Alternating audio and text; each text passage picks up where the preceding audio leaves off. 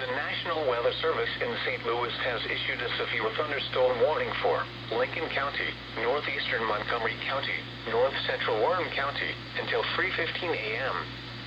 At 2:26 a.m., a severe thunderstorm was located 6 miles east of Bellflower, or 13 miles northwest of Warrenton, moving northeast at 40 miles per hour.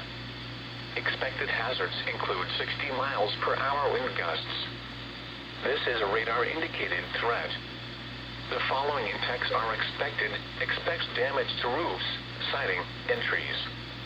Locations impacted include Truxton, Olney, Hawk Point, Cave, Troy, Davis, Silux, Whiteside, Eolia, New Hope, Foley, and Ellsbury. This includes the following state parks: Quiver River State Park. Seek shelter inside a well-built structure and stay away from windows. The storm is capable of producing damaging winds.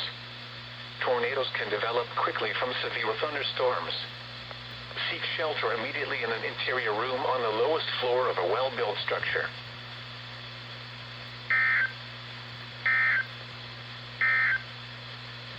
The National Weather Service in St. Louis has issued a severe thunderstorm warning for